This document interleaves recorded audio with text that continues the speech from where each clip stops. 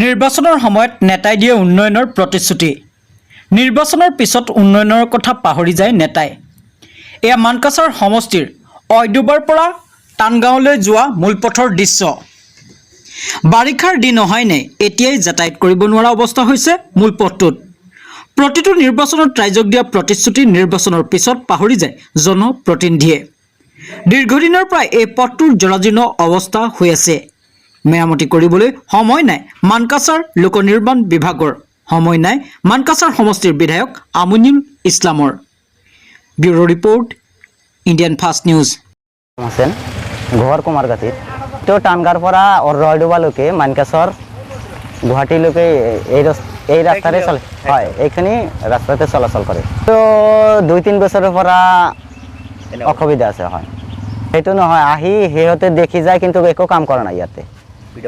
হয় যে ৰাস্তাটো সোনকালে ঠিক কৰি দিব লাগে কিন্তু সিহঁতে পাব্লিকৰ কোনো কথা সেইটো নহনে, সেই ঘূৰি যায় গুচি যায় কিন্তু একো কাম নকৰে।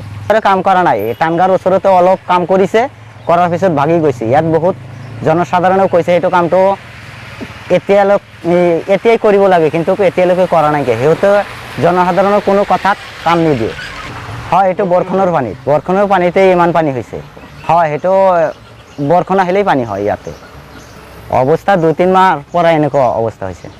হয় বৰষুণৰ পানীৰ গোটেই বছৰ এনেই মানুহ কি কৰিব, ৰাস্তা বেয়া এনেই চলাচল কৰে, কি কৰিব প্ৰশাসনেও কাণ নাক নাহাৰে। সেইকাৰণে কি কৰিব মানুহেতো যাবই লাগিব।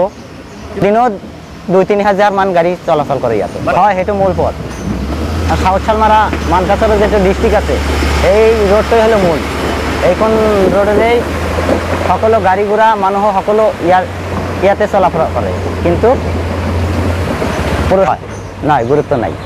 সরকারের ওচৰত আমার এইটাই অনুরোধ যে যাতে এই দক্ষিণ শালমারা মানকাছারের এই রোডটো সোনকালে ঠিক করে দিব লাগে। অবস্থা তো খুবই খারাপ। এই বর্তমান যে কন্ট্রাক্টর কাম নিছে কামও ভালো ভালো করতেছে না। মেলাতে মোটামুটি 3 মাস খানি হইল না, মোটামুটি 3 মাস খানি হইল, এই কাম হইতেছে না। তার কীভাবে চলাফেরা মানে গাড়ি করে যাওয়ার কোনো বুদ্ধি নাই।